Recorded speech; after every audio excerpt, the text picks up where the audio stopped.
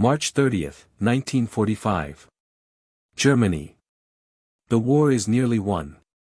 Nazi Germany is collapsing. Allied forces race across the country, closing in on Berlin from all sides. Near the town of Paderborn, a column of American tanks advances rapidly. At the head of that column, in a jeep, sits Major General Maurice Rose, a two-star general commanding the 3rd Armored Division, one of the most elite units in the U.S. Army. He's 45 years old. A combat veteran since World War I. One of the most aggressive, successful armored commanders in Europe. His division has fought from Normandy to the German heartland, liberating hundreds of towns and destroying dozens of German divisions. Patton calls him the best tank commander in the European theater. Eisenhower considers him irreplaceable. His men worship him because he leads from the front, literally. While most generals command from headquarters miles behind the lines, Rose rides with his forward units, making decisions in real time, taking the same risks as his soldiers. On this day, that leadership style will kill him. By nightfall, Major General Maurice Rose will be dead, shot by German soldiers in a confused engagement. He'll become the highest-ranking American officer killed by enemy fire in the European theater. And the U.S. Army will barely mention it. No major announcements. No public mourning. No detailed investigation. Just a brief casualty report and silence. This is the story of why. Maurice Rose wasn't a typical general. Most senior officers by 1945 commanded from command posts with maps, radios, and staff officers. They visited the front occasionally for morale, but they didn't lead attacks personally. Rose did.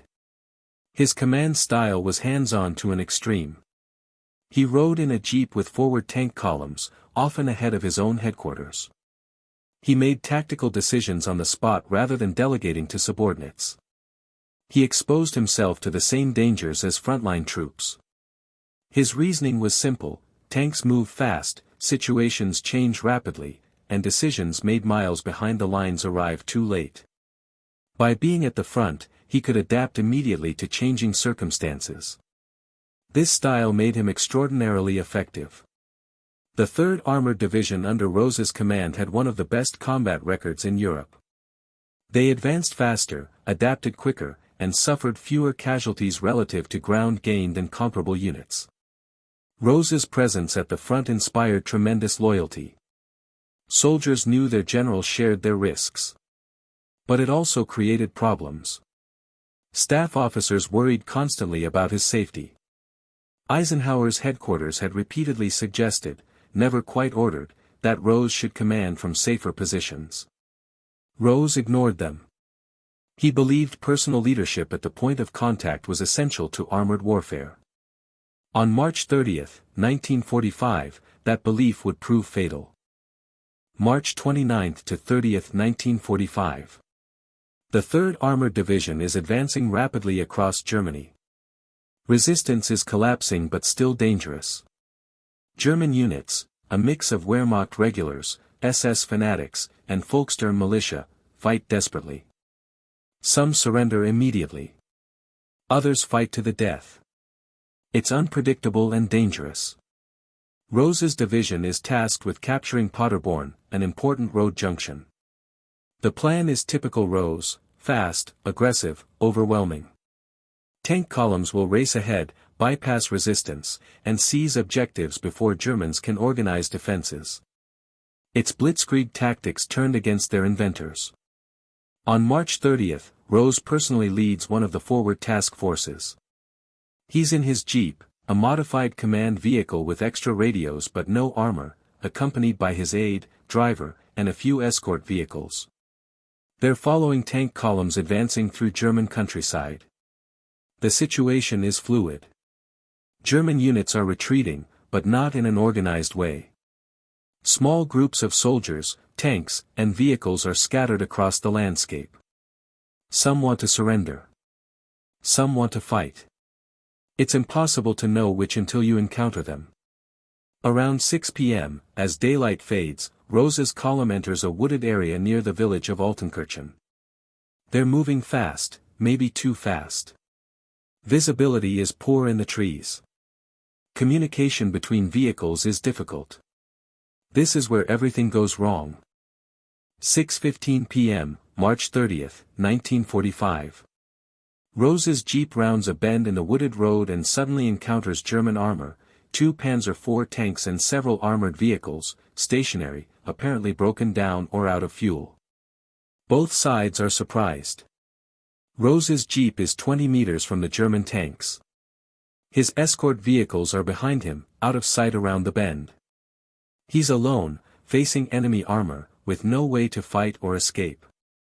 The German tank commander, later identified as Oberleutnant Otto Drexler, orders Rose and his companions to surrender. Rose's driver raises his hands. His aide does the same. According to the official U.S. Army report, Rose reaches for his pistol, either to surrender it or to use it. The Germans, seeing the movement, open fire. Rose is hit multiple times. He dies instantly. His aide and driver survive by staying motionless.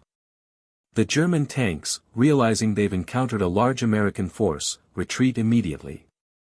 American tanks arrive moments later and find Rose's body. That's the official account. But there are problems with this story. German survivors claim Rose was already surrendering when he was shot. Some American witnesses say the shooting was murder, not combat. Rose's body showed wounds that suggested close-range execution-style shooting, not combat fire. The truth died with Rose and has never been definitively established. What is certain, a 2-star general, one of the Army's most successful commanders, was dead. And the Army's response was silence. Within hours of Rose's death, something unusual happens. His body is recovered and identified. Division headquarters is notified. Corps Command is informed. Army Group Command learns of the incident. And then, nothing. No immediate press release. No notification to Rose's family for days. No detailed investigation of the circumstances. The official report, filed days later, is brief and vague. Major General Maurice Rose was killed in action near Paderborn on March 30, 1945, while leading his division in combat operations. That's it. No details about the circumstances. No mention that he died in a confused encounter with German tanks. No acknowledgement that the highest-ranking American officer in the European theater had been killed by enemy fire. Why the silence? Several reasons, all related to morale and propaganda. First, Rose's death highlighted the dangers of generals leading from the front. The Army didn't want other generals copying his example. Second, the circumstances were embarrassing. A general caught by surprise, possibly murdered while surrendering. Not heroic. Not good for morale. Third, the war was almost over. Germany would surrender in 5 weeks. Publicizing a general's death now would undermine the narrative that victory was inevitable and easy. Fourth, and most cynically, Rose was Jewish. In 1945 America, even the military worried about anti-Semitism. A Jewish general's heroic death might provoke anti-Semitic responses from some Americans. Better to keep it quiet. The Army's decision to minimize Rose's death wasn't cruel, it was calculated. Senior commanders faced difficult questions: should generals lead from the front? Rose's death suggested no. His effectiveness suggested yes. The Army couldn't endorse his methods without encouraging other generals to take similar risks. But they couldn't criticize him without demoralizing troops who admired his courage. Solution: say nothing. Let the story fade. How should generals die? In the mythology of war, generals die heroically in climactic battles, not in confused roadside encounters. Rose's death was messy, unclear, possibly murder. Not the story the Army wanted to tell. What message does a general's death send? In March 1945, the message should be, we're winning easily. Rose's death said, the war is still dangerous. Even generals can be killed. That undermined the victory narrative. Was Rose's leadership style worth replicating? This was the core question. Rose was extraordinarily effective precisely because he led from the front. But that style killed him. Should the army encourage or discourage such leadership? The silence answered the question: discourage. By not publicizing Rose's heroism, the army signaled that his methods, while effective, were too risky to endorse. It was a bureaucratic decision that denied Rose the recognition he deserved. To understand how unusual the silence about Rose's death was, compare it to Patton's death 9 months later. December 21, 1945. Patton dies in a car accident in Germany, after the war is over. The response is massive, front-page news across America. Detailed coverage of his career and accomplishments. Public mourning and eulogies. State funeral with full military honors. Patton becomes an instant legend, his flaws forgotten, his brilliance celebrated. Why the difference? Timing: Patton died after the war, when his death couldn't affect combat morale. Circumstances: a car accident was tragic but not militarily embarrassing. Image: Patton was already famous. His death was news because he was news. Politics: Patton was politically controversial but not vulnerable to prejudice like Rose. The contrast is stark. Rose died leading troops in combat, killed by enemy fire, weeks before victory. Patton died in a car accident after the war ended. Rose's death was heroic. Patton's was random. But Patton got the glory and Rose got silence. The Army's calculation: Patton's death cost nothing militarily and could be celebrated safely. Rose's death raised uncomfortable questions and was buried bureaucratically. It was pragmatic but unjust. Rose deserved the same recognition. He never received it. To understand what the Army lost when Rose died, consider his record. World War I, Rose served as an infantry officer, earning decorations for bravery. Between the wars, he specialized in armor warfare, becoming one of the Army's experts in tank tactics. North Africa, Rose commanded armored units in Tunisia, learning desert warfare. Sicily and Italy, Rose's units fought effectively in difficult terrain, proving armor could operate in mountains. Normandy, 1944, Rose commanded Combat Command A of the 2nd Armored Division during the breakout from the Bocage. His unit's aggressive tactics helped crack German defenses. August 1944, promoted to Major General and given command of the 3rd Armored Division, Spearhead. Across France, Rose's division advanced faster than almost any other unit, liberating hundreds of towns with minimal casualties. Battle of the Bulge, the 3rd Armored helped stop the German offensive and then counterattack successfully.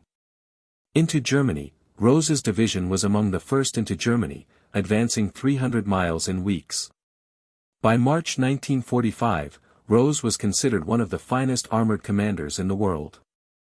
His division had the best record of any American armored division in Europe.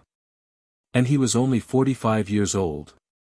If he had survived, Rose would likely have commanded corps or even armies in future conflicts. Korea. Vietnam.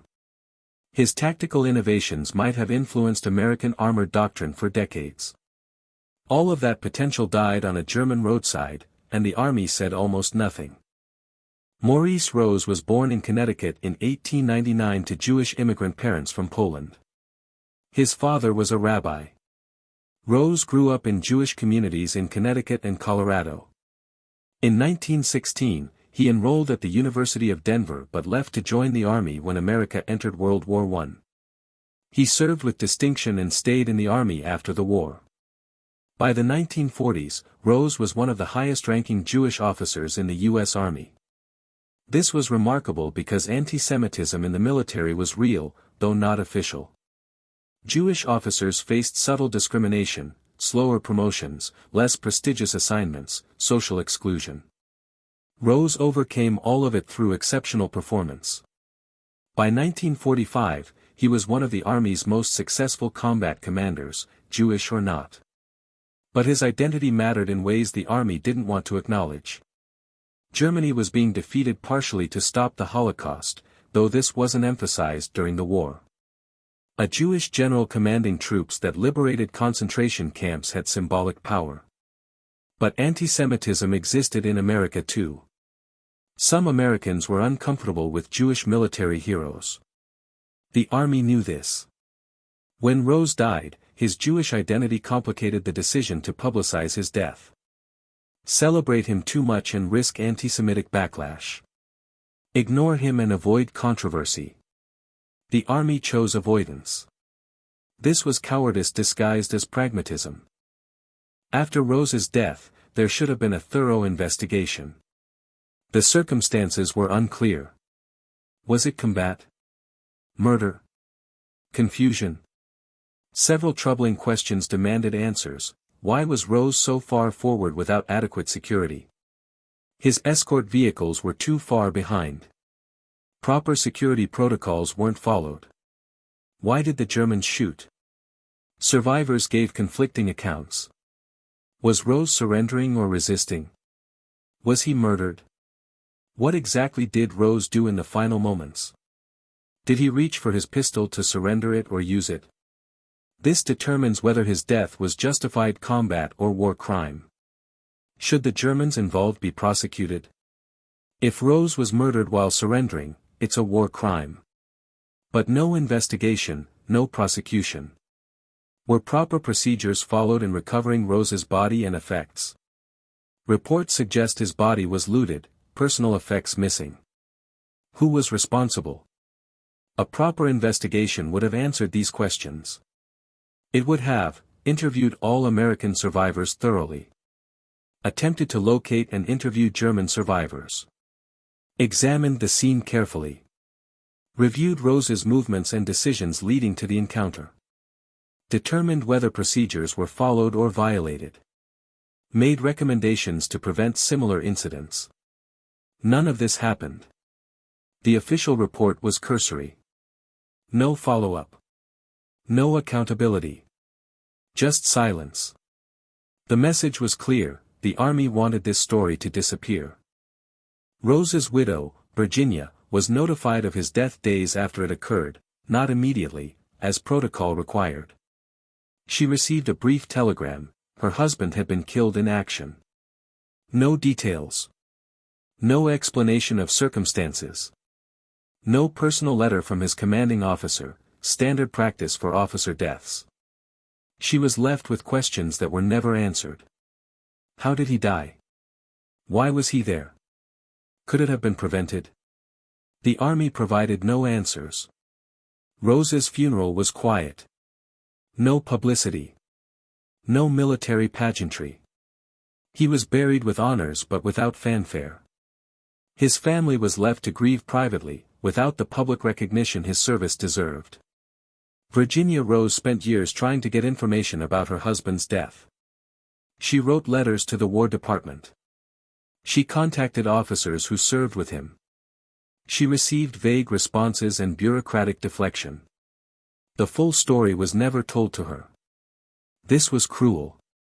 Whatever the military's reasons for silence, Rose's family deserved the truth. They deserved to know exactly what happened and why. They deserved public recognition of his sacrifice. They received none of it. The army's silence extended to Rose's family, compounding their grief with unanswered questions and denied recognition. Within the 3rd Armored Division, Rose's death was devastating. Soldiers who served under him were shocked and grief-stricken. He was beloved, a general who shared their dangers and led them to victory after victory. But they were ordered not to discuss the circumstances publicly. Division command issued instructions: Rose's death was not to be discussed with press or outsiders. Details were classified. Speculation was forbidden. Morale concerns justified this secrecy. The division was still fighting. Dwelling on their commander's death could undermine combat effectiveness. But the soldiers knew the truth. They knew Rose had died leading from the front, as he always did. They knew the official silence dishonored his memory. Some soldiers years later would speak about their anger at the army's response. Rose deserved better. His leadership style, while risky, was why the division was so successful. His death proved his courage. He died as he lived, at the front, leading his men. The division wanted to honor that. The army wouldn't let them. Officers who served under Rose were caught between loyalty to his memory and military discipline. They obeyed orders and stayed silent. But they never forgot. Many would later advocate for Rose's proper recognition, but by then, the moment had passed. After the war ended, some military historians began examining Rose's death. What they found raised more questions. German records suggested the soldiers who shot Rose were from a panzer unit retreating in disorder. They claimed they didn't know Rose was a general. They saw an American officer reaching for a weapon and fired in self-defense. American witnesses contradicted this. Some said Rose was clearly surrendering. Others said the shooting appeared deliberate, possibly murder. Medical examination of Rose's body suggested wounds inconsistent with defensive fire, possibly execution-style shots. But by 1946, the appetite for prosecuting German war crimes was waning. Focus shifted to occupation and Cold War. No one was ever charged in Rose's death. The ambiguity remains. Was Rose killed in legitimate combat? Was he murdered? Did he make a tactical error that cost his life? We'll never know for certain. What we do know, the Army's immediate silence prevented a thorough investigation. Without investigation, the truth couldn't be established. Without truth, justice was impossible. Whether Rose's death was combat or crime, the Army's silence served neither truth nor justice. It served bureaucratic convenience. That's the tragedy compounding the tragedy of Rose's death. Maurice Rose should be remembered as one of America's greatest armor commanders. His tactical innovations influenced armored warfare. His leadership inspired a generation of soldiers. His courage was unquestionable. But he's largely forgotten. Why? The Army's silence in 1945 denied Rose the immediate recognition that creates lasting legacy. Soldiers who served under him are now dead or very old. His story is known only to military historians and enthusiasts. Compare Rose to comparable commanders: Patton, legendary, books, movies, fame. Bradley, famous, respected, memorialized. Eisenhower, president, ultimate fame. Clark, well-known, controversial but remembered. Rose, almost forgotten. The difference: publicity. Patton cultivated fame. Eisenhower's role guaranteed recognition. Rose was silenced by the Army when recognition would have mattered most. There's no Fort Rose. No major base named for him. Few monuments. His grave is marked but not visited by many. This is unjust. Rose deserves recognition comparable to Patton. His record justifies it. His death, leading from the front, epitomizes military leadership. The Army's silence in 1945 created a historical amnesia that persists today. Few Americans know his name. Fewer know his story.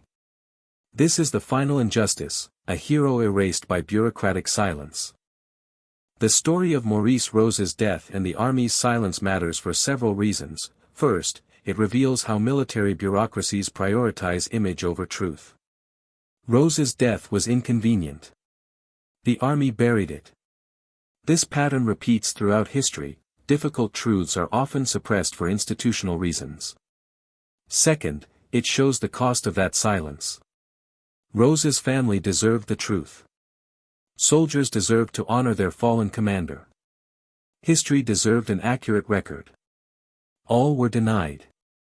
Third, it raises the question: should generals lead from the front? Rose's effectiveness suggests yes. His death suggests no. The debate continues today.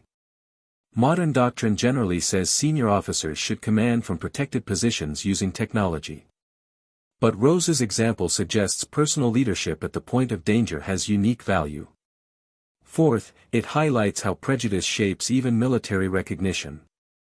Rose's Jewish identity likely influenced the army's silence. This is shameful but important to acknowledge. Fifth, it reminds us that historical narratives are constructed, not natural. Rose's exclusion from popular memory was deliberate. Understanding how history is made, and unmade, is crucial. Finally, it's a matter of justice. Maurice Rose led American soldiers to victory and died doing it.